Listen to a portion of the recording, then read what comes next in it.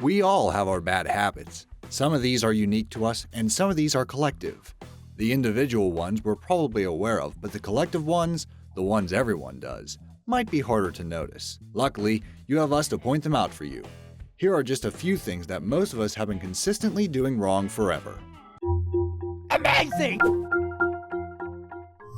Number 10. Charging your phone. There are quite a few phone charging myths doing the rounds. One of these is that you should let your battery get to the point of dying before you start to recharge it. The thing is, charging a lithium battery for an extended period of time actually wears it out. According to Battery University, which is itself run by a battery company called Cadex, smartphones are subject to stress in a similar way that smartphone owners are. Additionally, once your phone is 100% charged, keeping it plugged in only serves to increase its stress levels, as it gets trickle charges to keep it at 100% while it is charging. This keeps the battery in a high-stress state and gradually wears it down. It's the human equivalent of running a never-ending marathon.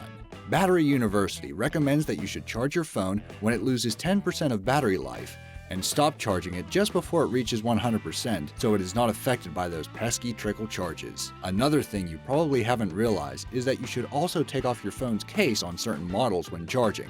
This is because some cases can cause the battery to overheat and wear out your battery's life, so charging your phone naked in short bursts is the way to go.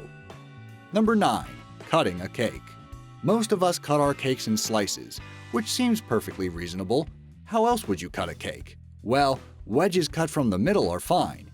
You will get a perfectly good piece of cake cutting it that way. However, it does leave the center of it exposed, and that means that the cake will start to dry and go stale a lot quicker. Instead, you should be cutting your slices through the center of the cake, i.e. one long slice through the middle. Once you've had your fill of the confectionery, you can push both sides of the cake together, meaning you now have a brand new, slightly smaller cake that will stay fresh for much longer. This method has actually been around for 100 years and was first noted in 1906 by British mathematician Sir Francis Galton in a letter to the journal Nature. Number 8. Holding your steering wheel. For years, American driving instructors have been telling their students to keep their hands at the 10 and 2 o'clock positions on their steering wheels when driving. This was recommended in the past to compensate for cars without power steering. This was a great tip back in the crazy days of the 1990s. Now though, as people have started to take car safety pretty seriously, every vehicle comes with its very own airbag, meaning that holding your hands in this traditional position could see you wind up with some injured limbs. In fact, the National Transportation Safety Board, a U.S. agency that monitors car safety, has reported some terrible injuries specifically due to how people are holding their steering wheel. Instead, we should now be placing our hands in the 9 and 3 o'clock positions, with the thumbs placed along the rim of the wheel rather than looped around it. When airbags are triggered, they force open the plastic cover on your steering wheel. The higher your hands are placed, the more likely they are to be over the plastic cover, and thus the less likely they are to be in harm's way. For safety reasons, it's also best to avoid resting your hand on the center of the wheel and driving with an underhand grip when turning. Sure, you might feel a little more comfortable now, but when your airbag winds up breaking your arm in a minor accident, you'll probably feel a little less relaxed. Number 7. Going to the bathroom. This is one you probably thought you couldn't get wrong, right? We've all been doing this fairly naturally since we left our diapers behind. Turns out, practice has not made us perfect. Science has discovered the optimal way to do your number 2s. Sitting on the toilet places your knees at a 90-degree angle to your abdomen, which actually leads to a relaxed colon and a slightly choked rectum. This causes some additional strain on the abdomen and can lead to gastrointestinal issues. Before the invention of the flushing toilet at the end of the 16th century, we all just used to squat in the woods, occasionally glancing over our shoulders for any imminent bear attacks. And that's apparently the best way to do it. Squatting relaxes the muscles in our pelvic floor and straightens our rectums, thus making the process a lot easier. And there is now actually a product available to help. It's called the Squatty Potty. It elevates your feet and ensures your knees are above your hips so that you are sitting at effectively the same angle you would be if you were squatting, thereby making bathroom breaks a whole lot simpler and helping to prevent issues such as hemorrhoids, constipation, colitis, and colon cancer. Number 6. Wearing earphones.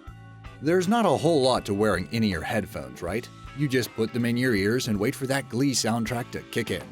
Sure, they've never seemed the most efficient of objects. In fact, A major problem with earphones is that they're a one-size-fits-all product that doesn't fit all. They fall out when you're jogging, they get tangled up and lost remarkably easily too. While we can't do much about the latter two, there is a simple way around the first. We should all be wrapping our headphones over the top of our ears before we plug them into our ear hole. And there you go, no more earphones crashing to the floor while we run. Number 5. Peeling a banana. This is an obvious example of humanity arrogantly ignoring Mother Nature. We all peel bananas by the stem. It's unanimous. It seems a few centuries ago, a bunch of humanity's richest kings got together and decided that this was how bananas would be skinned forever, even if peeling them that way causes bruising, as well as causing them to get annoyingly mushy at the top. Really, we should be peeling bananas from the bottom. It's easily done too. Simply pinch the black part at the top and peel.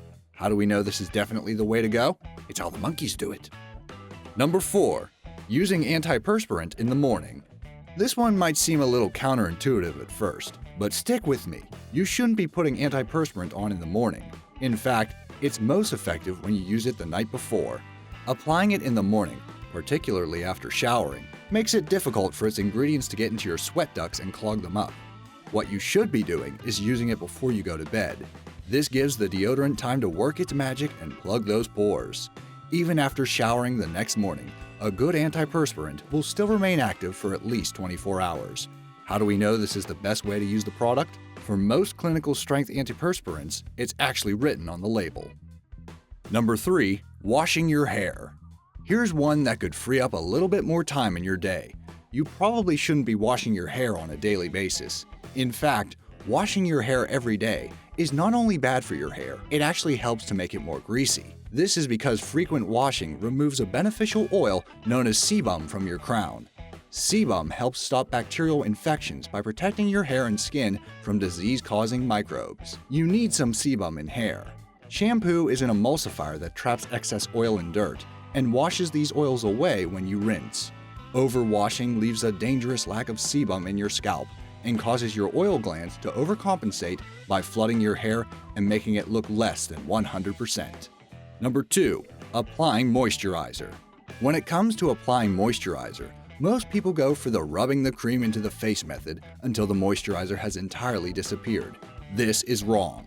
Moisturizer is supposed to be slowly absorbed by the body's outer layer, and so it should be gently tapped onto the skin using the tips of your fingers and then smoothed out. Patting your face gently helps to stimulate circulation and flushes out toxins that have built up in your lymph nodes. A vigorous rub only serves to stretch your skin. When it comes to applying eye cream, it's also best to apply it in the morning rather than late at night, as it is more likely to be absorbed at this stage because your blood flow is more active at this hour of the day.